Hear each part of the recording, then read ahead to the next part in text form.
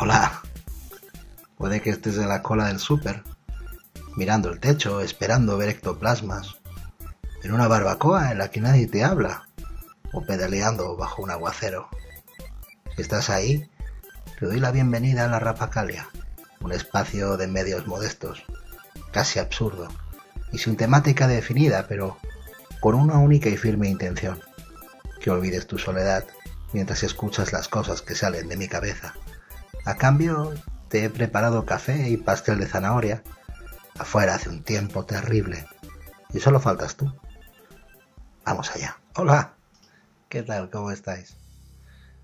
Bueno, el otro día, asaltado por sueños febriles, un dolor de barriga trajo a mi memoria un suceso excepcional.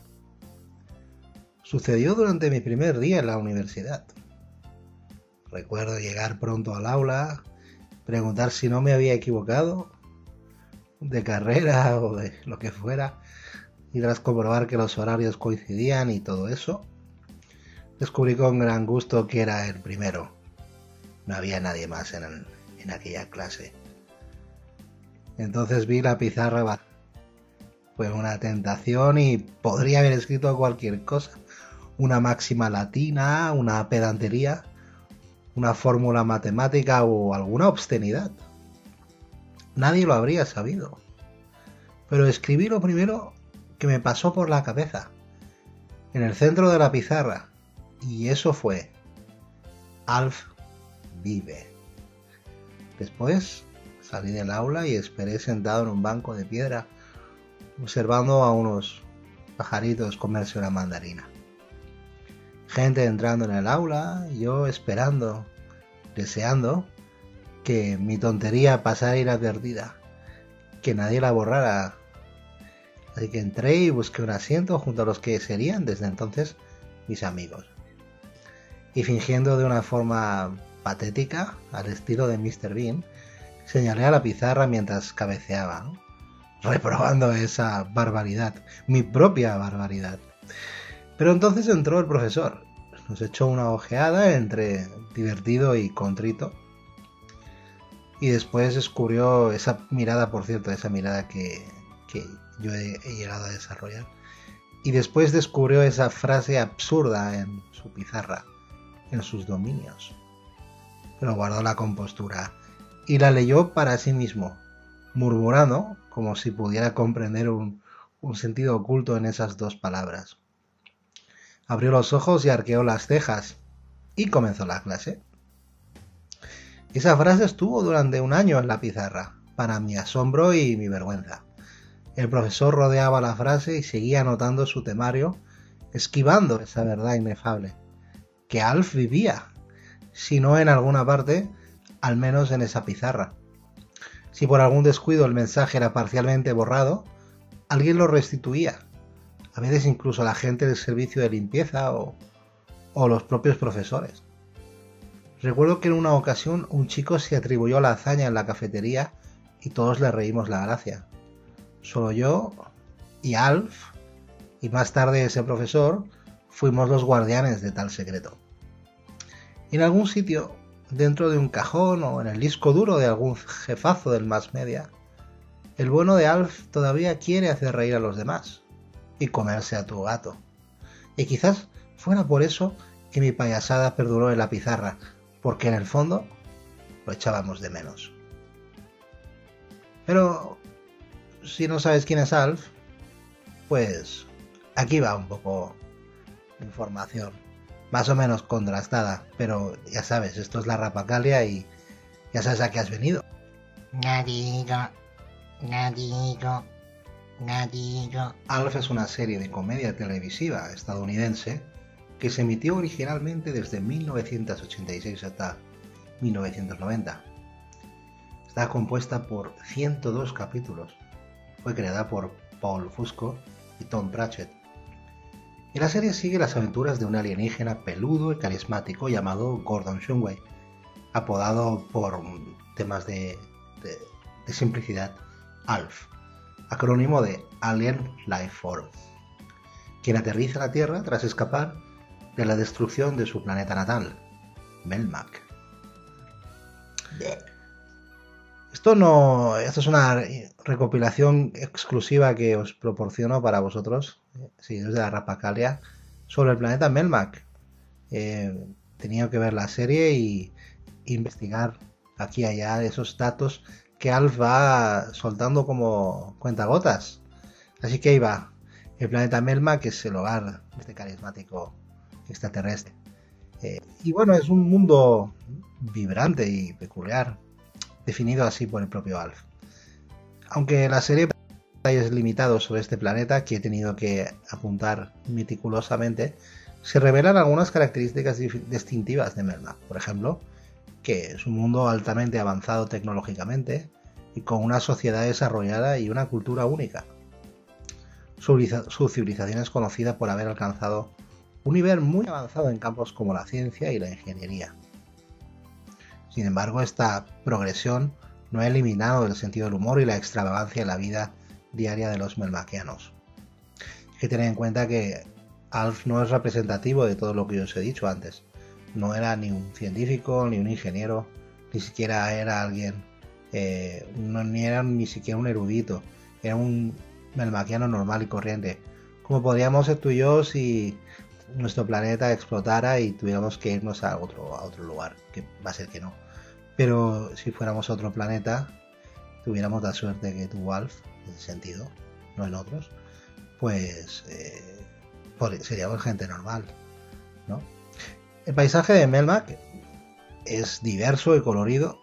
Se mencionan lagos, montañas y cielos brillantes, pero no se proporcionan muchos detalles sobre la geografía precisa del planeta, o sea, cuántos continentes tiene y cuál es el río más largo y todo ese rollo.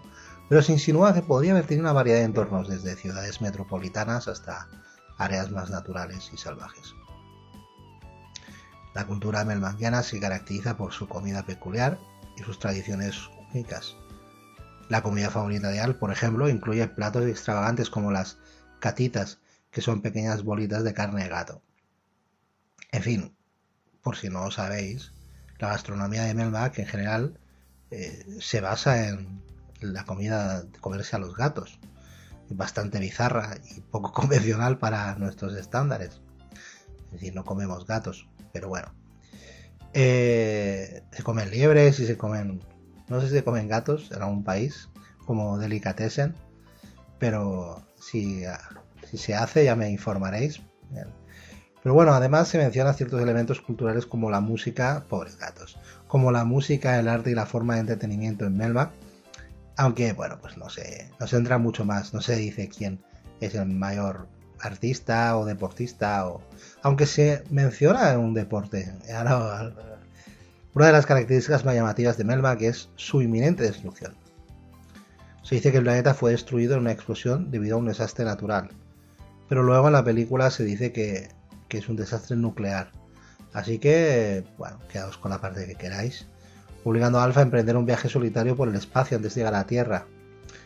Tampoco queda muy claro, y a mí no me quedó muy claro cómo llega él a la Tierra, si en una nave, creo que sí, pero dejan bastante, en resumen, que no hay muchos detalles específicos sobre el planeta Melmac, pues se pinta, ¿no?, como un cuadro intrigante de un mundo muy avanzado, pero como raro, como una versión nuestra, pero como el mundo de Howard del Pato, por ejemplo, ¿no? Y también con esos toques de Superman, ¿no?, de ese Krypton. Pero estos fragmentos de información aquí y allá pues contribuyen a la fascinación y misterio que rodean a Alf y toda su vida antes de llegar a Estados Unidos. El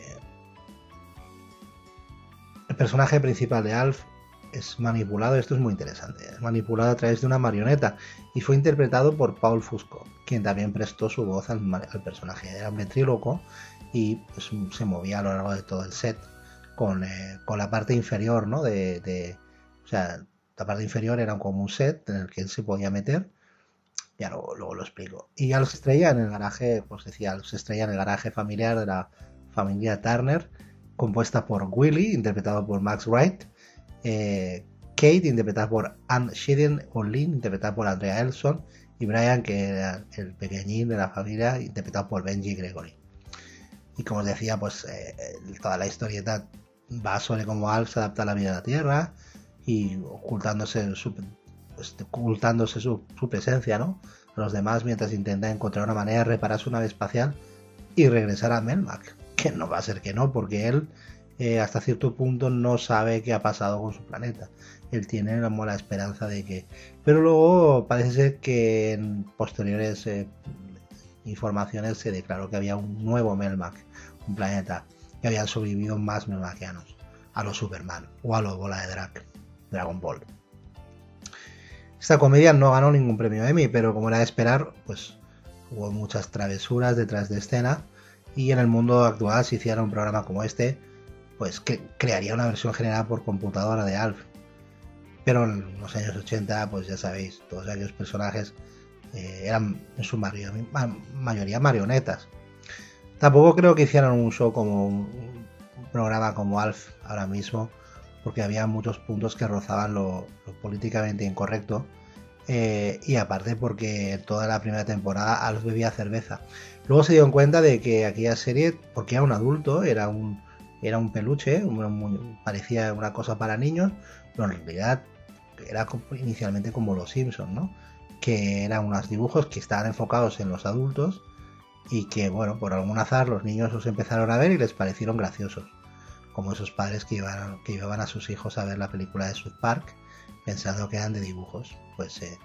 Pero entonces, bueno, sucedió que los niños empezaron a ver Alf y entonces todo el planteamiento inicial de la serie cambió. Querían hacer como una serie más adulta, a través de que luego, por ejemplo, Mel Gibson recuperó toda esta idea, ¿no? Ahí tiene una película que va con un castor y entonces este castor pues le dice todas las cosas que él no se atreve a decir, y pues es un poco parecido a este punto. Creo que hay un capítulo también de Los Simpson y de Office incluso también que hacen referencia a este hombre que utiliza un muñequito para decir lo que piensa sin mojarse. Pero esto era Alf, era bueno, no puedes culpar a una marioneta por decir cosas. Entonces traería muchos problemas ahora mismo. Sería como una especie de capítulo de Black Mirror, ido de madre. Pero volviendo a todo este tema, había dos versiones del títere de Alf. Uno era un títere en el sentido tradicional, que el señor Fusco lo controlaba desde abajo, y bueno, también le daba la voz, como os decía, porque era un ventríloco excepcional. Y luego pues era el otro títere, era el que llevaba Mihaly Mestaros, que era un hombre de 2 pies y 9 pulgadas de alto, y se metía dentro de un disfraz de Alf, y así pues si Alf tenía que moverse, tenía que hacer un plano, una escena de cuerpo entero, pues este hombrecito se metía dentro del traje y podía moverse. Dice que era el hombre más pequeño del mundo en aquella época. Como os decía, Alf podía aparecer en cualquier lugar del set, debido a que todo el set tenía como una profundidad de 1 metro, por el cual se podía mover este ventríloco. O sea que lo cual también provocaba accidentes, pero bueno. En la mayoría de las tomas él siempre estaba detrás de algo, no sé si os acordáis, que siempre estaba tomando pues en la primera temporada una cerveza, y luego ya era pues zumo de otras cosas o tal, o en la cocina o sentado en una mesa. Así que siempre veías esa versión de Alf de torso para arriba, ¿no? Pero como os comentaba, para dar la cabida al titiritero, los productores tuvieron que levantar el que estaba a 4 pies del suelo, con trampillas por todas partes, y estas trampillas debían abrirse, pero también cerrarse sin crear un peligro para la seguridad de los actores y de los técnicos, porque a veces tenía que dejar de filmar más de una vez para dejarlo todo a punto y que nadie se rompiera la crisma. Si veis la serie, como yo he hecho estas semanas, os dais cuenta de que los actores van por la casa andando como si pisaran huevos. Efectivamente, yo creo que tenían un miedo cerval a que que el suelo les tragara, porque una caída de 4 pies sin venir a cuento de nada mientras estás distraído, pues te puedes hacer mucho daño. Entonces, pues bueno. Sin embargo, el mayor problema de todo esto no era este punto de humor amarillo que tenía el set de rodaje, sino que que el hecho de que un personaje central fuera un títere, pues tenía sus ventajas. Puedes culpar a un títere de cosas que se han dicho en la serie, muy americano, ¿no? Lo ha dicho esto. No puedes llevar a juicio a un muñeco, puedes llevar a juicio a la persona que lo ha escrito, pero lo ha hecho pensando en ese muñeco, así que ese blanco no puede ser un blanco legal, ¿no? Es muy rebuscado, pero bueno, como os digo, muy de allí. Y es bastante difícil actuar con algunos actores, pero actuar con un títere pues creó una tensión terrible para uno de los miembros del elenco, que no podían soportar que un muñeco pues tuviera más protagonismo, más importancia que ellos, que se les presentaba en fin de cuentas como unos palmeros que estaban allí alrededor de Alf, ni más ni menos. Max Wright, quien interpretó a Willie Tanner, el padre, tenía una experiencia notable en el teatro, pero bueno, cuando terminó el programa pues le costó mucho encontrar trabajo. Aparte, no voy a entrar en la polémica, ¿no? En las circunstancias de este señor. No solo no encontró trabajo, sino que cayó en unas situaciones muy comprometidas. Entonces, dependiendo a quién le preguntes, ¿era hora de jugar o era de trabajar? Para este señor Wright, esto era trabajo. Y ensayaban durante 18 horas. Trabajaban durante 18 horas al día, lo cual era necesario para crear esa ilusión.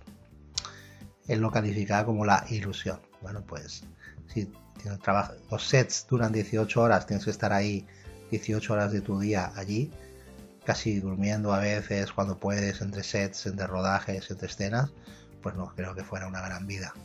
Pero para Ben Herbert, el menor, el pequeñito de la familia, el decorado pues era un cuarto de recreo, porque a su edad no tenía ninguna reputación que mantener ni ningún futuro previsto en Hollywood, como así fue, que fue una persona completamente normal después, alejada de todo este mundo de la farándula.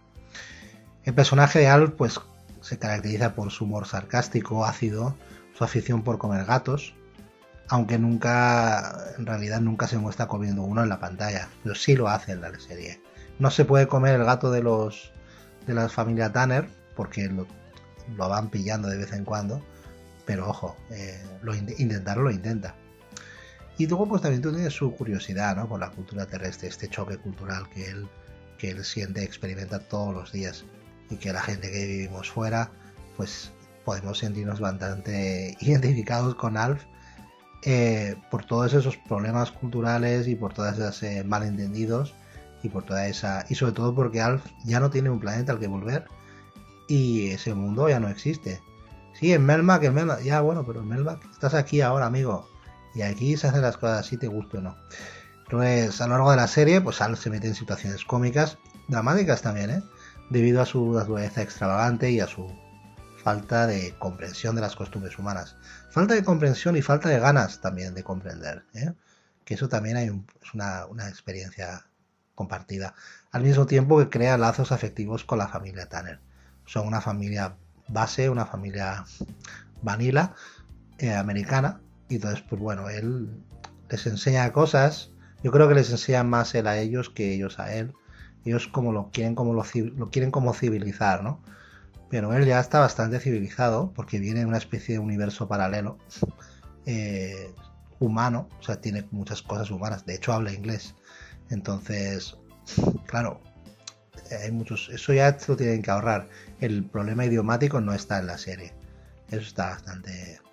La serie, como os digo, se convirtió en un éxito, bueno, arrollador, popular durante su tiempo en antena, destacando por un humor muy inteligente y las interacciones entre Alf y los miembros de la familia Tanner.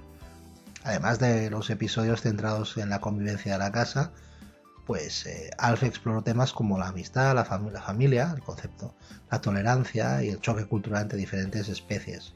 En este caso yo diría culturas porque bueno, son dos culturas diferentes, aunque también Alf es de otra especie y tiene unas necesidades fisiológicas diferentes. Y bueno, a lo largo de sus 4 temporadas, Alf pues ganó seguidores y devotos y se convirtió en un icono de la cultura pop de los años 80. Su popularidad llevó a la creación de cómics, juguetes que yo tuve, y peluches y otros productos relacionados. A pesar de su cancelación en 1990, la serie dejó una huella duradera en la memoria de muchos espectadores como yo, y su legado continúa siendo recordado y apreciado por fans de todas las edades. Porque Alf no solo se destacó por su humor en la pantalla, sino que también generó varias anécdotas y curiosidades interesantes fuera del set. Y allá vamos. El código de Alf. Durante la filmación, el equipo tenía un código especial para mantener la privacidad del personaje de Alf.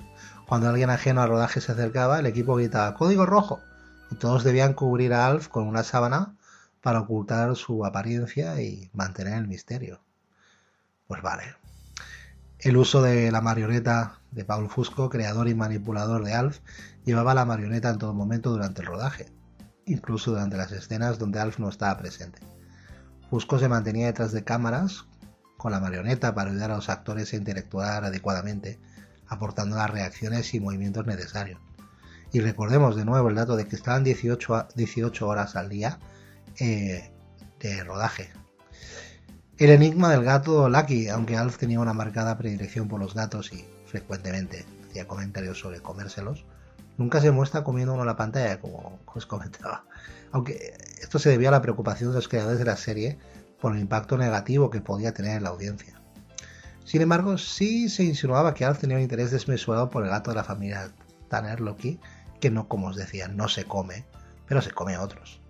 El episodio perdido, la serie tenía un episodio especial planeado para la cuarta temporada titulado Consider Me Gone, en el que Alf finalmente sería rescatado por otros melmacianos que quieren fundar nueva Melmac y nuevo Namek. Y sin embargo, la cancelación abrupta de la serie dejó a los espectadores con un final en suspenso. Este episodio finalmente fue emitido en sindicación, brindando un cierre a los fanáticos. El regreso de Alf. A lo largo de los años hubo intentos de revivir la serie o de realizar películas basadas en el personaje. En 1996 se produjo una película para televisión titulada Proyecto Alf, que dieron en las navidades de aquel año y que pude ver con mi familia, y que pretendía continuar la historia después del episodio final. Sin embargo, era un fiasco y no logró el éxito esperado, y la idea de un regreso definitivo de Alf a la pantalla grande o a la pequeña ha sido objeto de rumores y especulaciones a lo largo del tiempo. El final de la serie de Alf, claro, os preguntaréis, ¿no? Una película.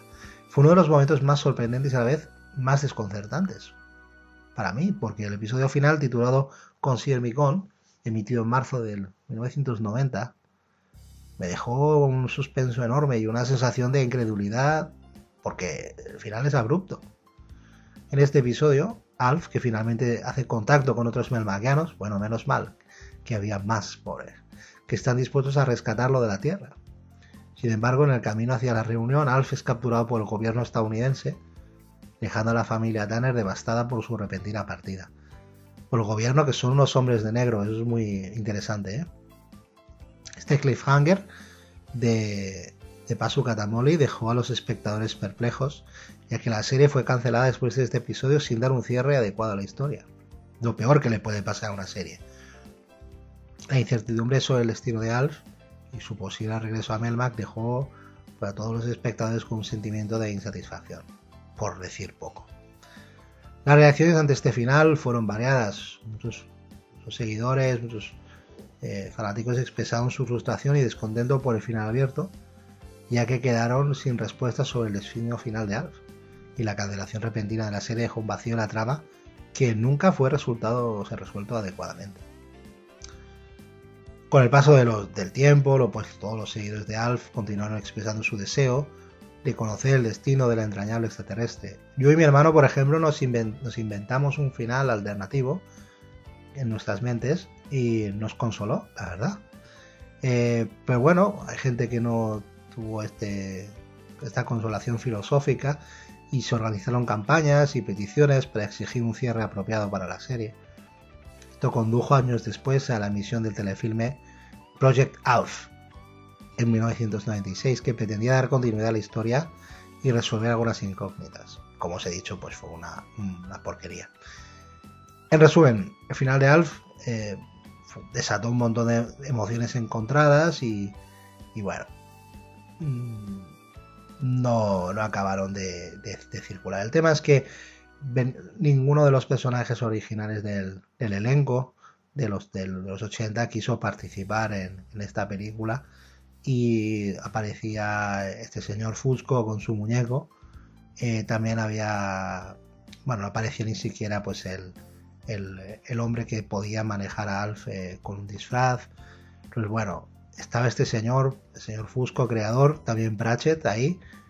Y bueno, parece que la historia no contó con mucho apoyo, y parece ser que tampoco podían hacer mucho más, porque a fin de cuentas las productoras son las que deciden cómo tienes que hacer la película. Aunque tú tengas una idea, si la productora te es afín y te proporciona todo el dinero para desarrollar esa idea, es genial. Pero cuando la productora empieza a imponer sus cláusulas y sus puntos, ¿no?, de vista, pues es lo que pasa con muchas películas de ahora, que son pues eso, son cosas descafeinadas, conceptos refritos, y en contra de los remakes, pero en fin, no sé. Yo me quedo con lo que dijo la creadora de los Teletubbies: con todo el dinero que cuesta hacer una película, podrían esforzarse de hacer algo nuevo y diferente, ¿no? Pero parece ser que se tiene que resucitar todo lo que se hizo en los 80. Y esto me plantea una pregunta, no sé si escalofriante o no lo sé. Es una pregunta de: ¿se han acabado las ideas? Porque, ¿qué ha sucedido entre los años 90 y 2000? Y durante esta última década, que ya sabemos lo que ha sucedido, pero ¿qué pasó durante la década del 90 y el 2000 para que todas esas ideas acabaran en el fangal y tuvieran todos esos creativos recuperar y reciclar ideas de los 80? Yo me aventuro a decir que quizá porque en los 80 se podía decir cualquier cosa. La gente dice: no, los 80 se hacían grandes películas. Había películas que eran una completa basura. Pero también había películas que se hicieron una cantidad de películas brutales, porque bueno, era una forma de ganar dinero fácil, y en aquel momento pues interesó. Y la producción de películas se disparó a miles por año. Esto significa que de todas aquellas miles había pues 100 que eran buenas, con suerte.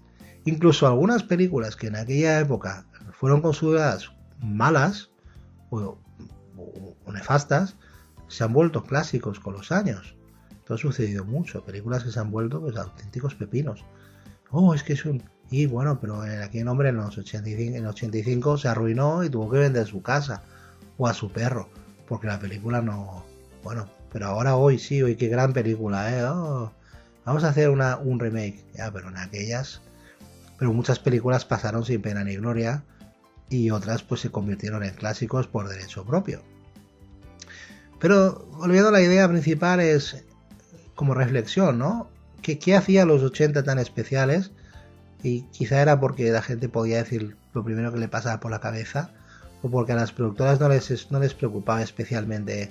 Creo que os lo comenté, ¿no?, en el tema del videoclub, cuando hablé del videoclub, que no había ningún tipo de filtro de edades, ni tampoco se cuidaba demasiado lo que se decía en las películas, y podías exponerte a barbaridades muy importantes, ¿no? Pero por eso no hay que idealizar ninguna época, y yo creo que se ha caído, ¿no?, en una idealización de los 80, mayormente porque toda la gente que idealiza en los 80 eran niños en aquella época, y ya pues todos sabemos que cualquier tiempo pasado fue mejor. Pero también deciros que desde aquí la Rapacalia apostamos por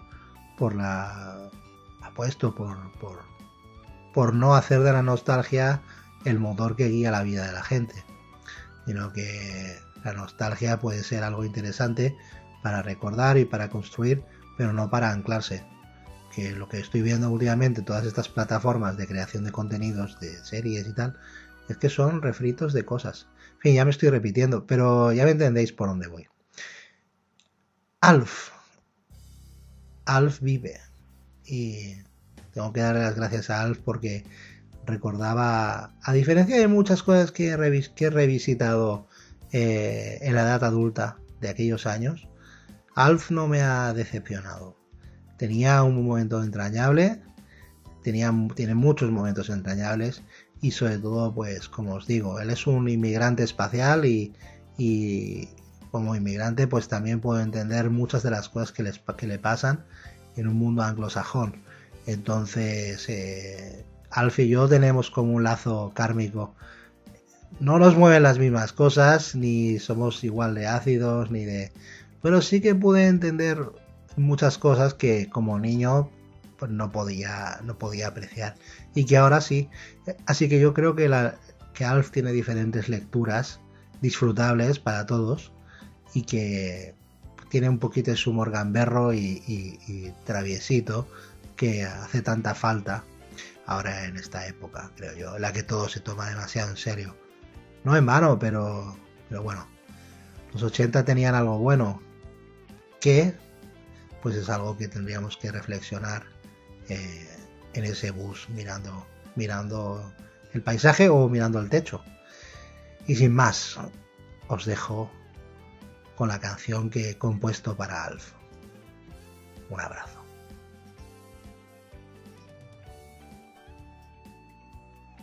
Alf, ser curioso del espacio, en casa de Tanner, mundo en abrazo, pelaje anaranjado, nariz puntiaguda, risas y travesuras.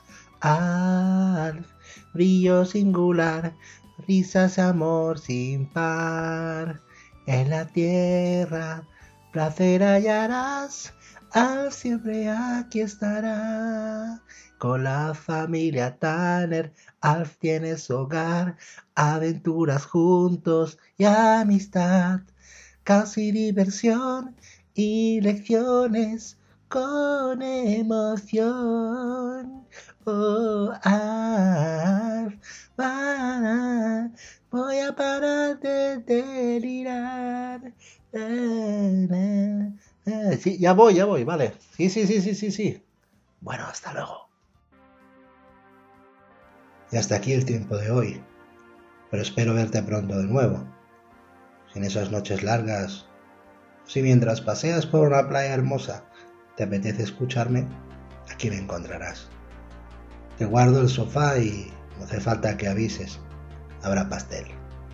Y si no te gusta, pues se lo damos al gato. La dama te guarde.